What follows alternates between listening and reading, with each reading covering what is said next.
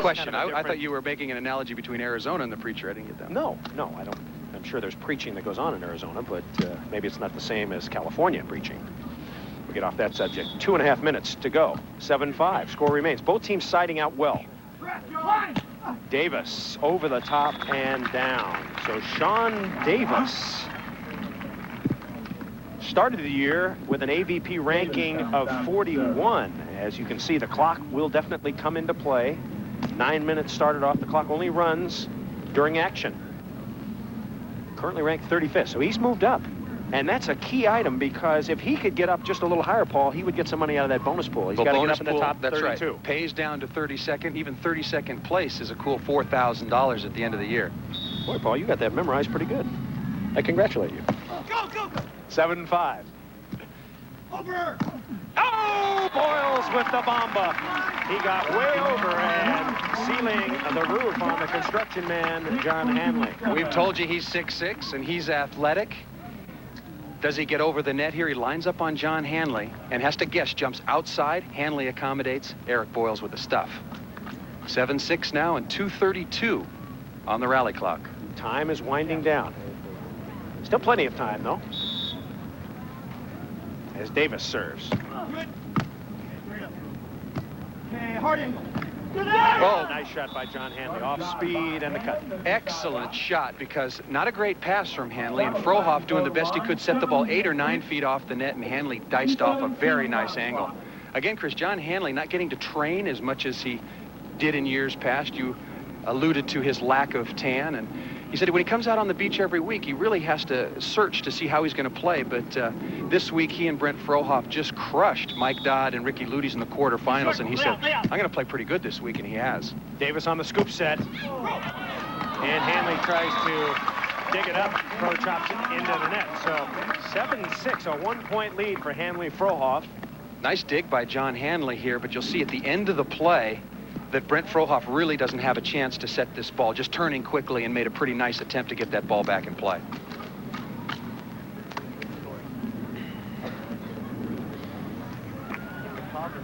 Eric Boyles to serve. He's back to the jump serve. If you're wondering, the net height is 8 feet. Boyles has to clear that. The court is 30 by 30, 900 square feet on each side. Tight set. Trouble. And Boyles is really having an effect on Hanley Frohoff, and the net, we're tied at 7. Well, the last thing you would expect is that the ball control of Brent Frohoff and John Hanley is starting to disappear. We've got a light rain, nothing as heavy as we had earlier in the day, and they're having problems passing and setting the ball. Tied at 7. Semi-final action. Winner plays Karch Karai and Kent Steppes. Smith and Stoklos eliminated. Hovland Power is eliminated. Dodd, Ludes eliminated. And here we are.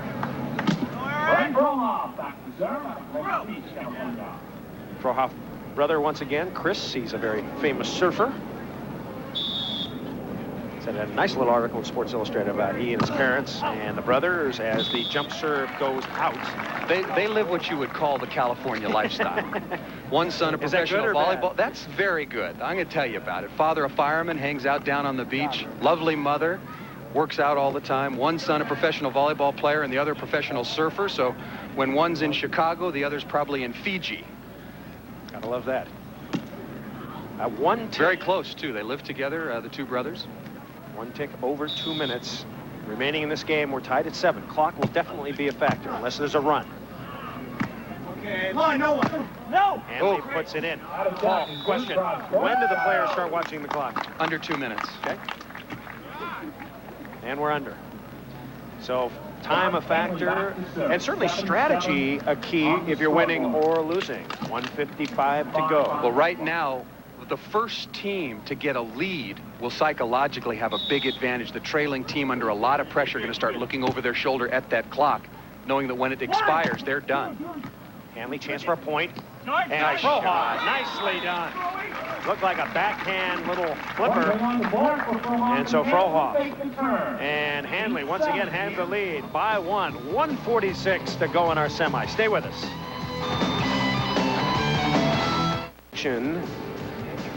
Shawn Davis, Eric Boyles, John Hanley, and Brent Frohoff. In 2 weeks, Yes, we're going to see the Cleveland Indians. The Miller Lite Cleveland Open. That will be in 2 weeks. Check your local listings for dates and times. Now, I know you're looking at your AVP schedule right now saying, what about Milwaukee? Milwaukee is going to be shown live on NBC. So be sure to catch that if you can. And then we'll pick you up Prime Network in 2 weeks in Cleveland, Ohio. John Hanley to serve.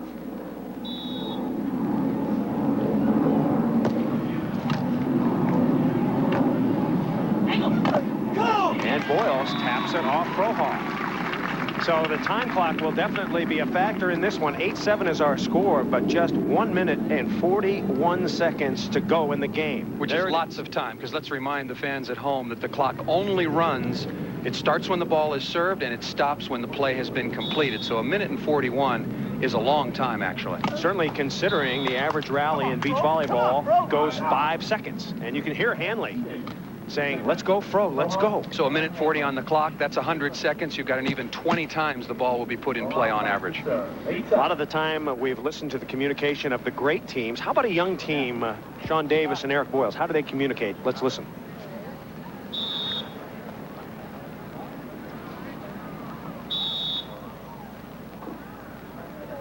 You're allowed to do that once. And only once.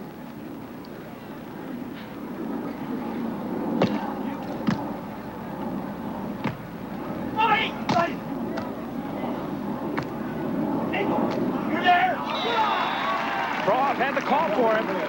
That's a big, big break. Now down to 1 minute 31. If Hanley and Frohoff get a 2-point lead this late in the game, a decided advantage. But here's the shot. You get the good angle call, and John Hanley rolls that one into the top of the tape. Frohoff gave him the perfect call and a good set. Toweling off the ball. And now Davis. So critical getting this jump serve in. Been a professional for only 2 years in his biggest game. Hanley. Oh, he snuck it try. He snuck it by Eric Boyles. Case of maybe getting too high on John Hanley. You've got to get over. A lot of big blockers make the mistake of reaching up. You've got to penetrate to take away angles and block the ball down, and Eric Boyles is talking to himself right now and moving his hands, wants to get that man John Hanley next time through. John Hanley to serve. Serving has not been real tough in this particular game. As Davis drills hard cross court. He's really got some good springs. Jumps high. He jumps extremely well, and he's not exactly a midget either at 6'4", 6'5". Gets up and can really spank the ball once he gets a set in the proper position. Davis and Boyles, one service ace.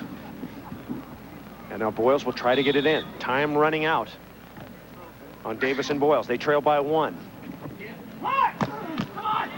And Davis. There's that one hand again. I know, but he's got to dig that ball with 2 hands. If you can touch the ball right by your side with one hand, the left, you can bring the other one over and get that ball. So you don't like the one-arm bandit? Well, sure. There are lots of times when you have to play the ball with one hand, but I don't think that was one of them. Frohoff. He and Hanley have no aces. Looking for one now.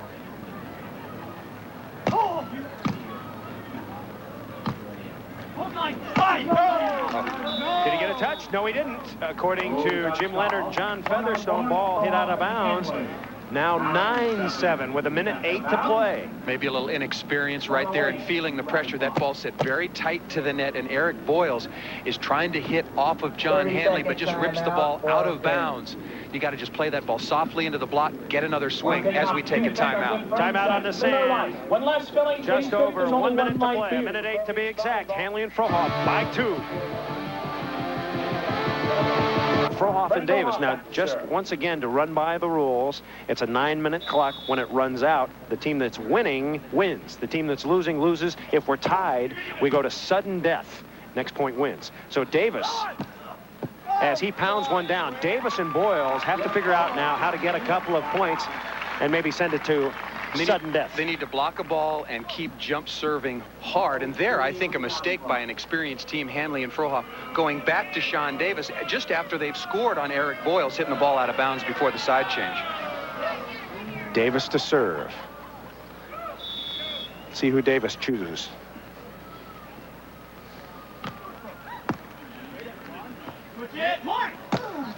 Oh, Frohoff caught the last little fiber on the line going out of bounds, and so Fro rolls the dice and it comes up Yo 11. Doing a good job getting to this ball. Fro jumping well. This ball set 5 or 6 feet back, able to deal with it on the back line. We're under 1 minute. Hanley will pop one.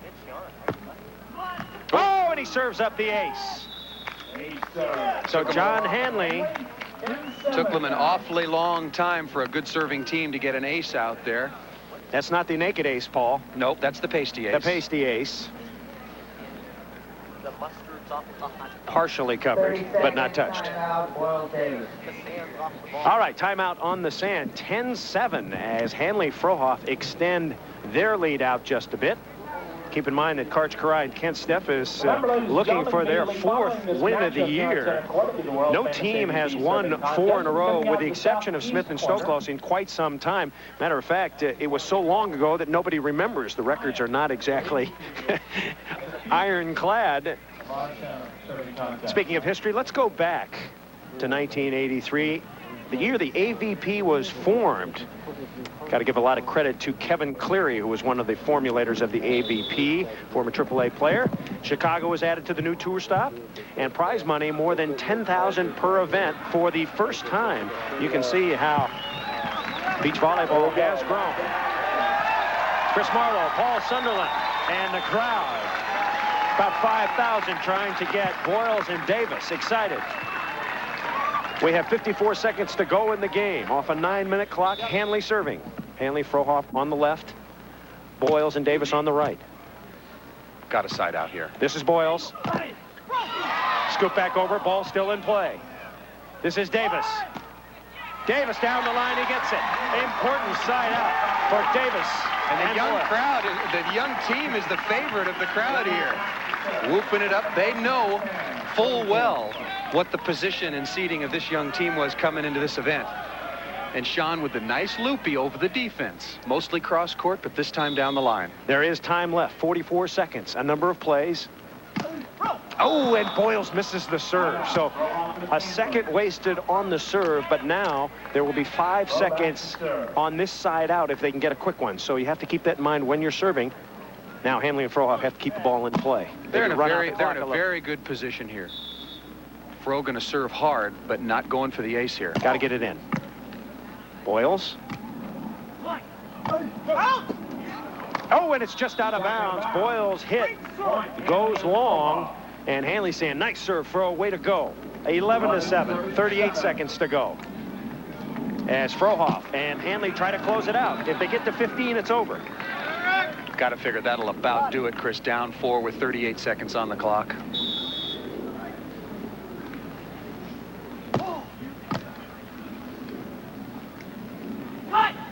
And Davis going to his hands. He's got a very, very deep dish. They need an ace, a stuff block, or one or more of each right now in this service turn. Have to deal up a pat hand. A couple of aces here. And Davis has a very good jump serve, but he's trailing by 4 with 32 seconds to go. Well, I tell you, it puts a lot of pressure on you to have to get that ball in when the time clock is running. Well, but they're down, but back-to-back service errors. You don't want to serve 2 in a row out under any circumstances. Now service errors for Boyle and Davis. They have 7 together as a team. Give your big blocker a chance. Keep the ball in. Hanley still will jump serve. Confident. And Davis pounds it down. I'll tell you, if I'm winning,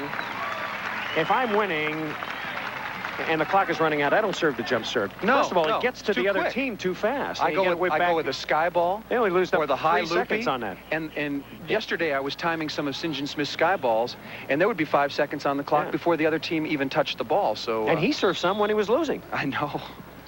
Boyles trying to get back into it. Boyles and Davis need a stuff. They can't get it as Frohoff pounds by. So Brent Frohoff and John Hanley appear to be on their way to victory here. Of course, the big question, what can they do with Karch and Kent? Weather is cool now, so that will help. Karch and Kent probably cooled down a bit. They haven't played in quite some time, about 3 hours. So much relief yesterday. I should say after yesterday, Chris. The players are loving this weather. Davis. Confrontation at the net, and Fro loops. Davis has it. However, the time is running down. Hanley to terminate. Got it! And the crowd boos, but appreciates. Excellent. That's the kind of play that Shawn Davis needs to make with one hand. Tremendous chase and get by the young player from Santa Monica. His partner hustling hard, and Davis a little tricky here keeping this ball in play. And John Hanley and Brent Frohoff know they just want to pass and set the ball, take some time off the clock, and nice little tap down on the back line. Davis and Boyles take another timeout. You're allowed 4 timeouts per team per game now. There are no sand timeouts. They've used 2. And we'll stay right here. 7 seconds remaining on the clock. 12-7 is our score. Hanley Frohoff, and the crowd is fired up here. Minutes are on the scoreboard. Frohoff to serve. 7 seconds to go. And Frohoff serves it into the net. He might be thinking, why didn't he send it up or serve it in? Well, this one's in the bag, that's why. But maybe you should practice a little that. I agree. I think a lot of players, I've told a lot of the young guys, the 4 corners. Start working on your sky balls, guys. Only 1 second elapsed. I timed these out. You can serve an ace in 1 second. So if he can whip up 5 quick ones, there'll still be a second on there for celebration. Frohoff, loopy into the corner. Nicely done with 1 second to go. A lot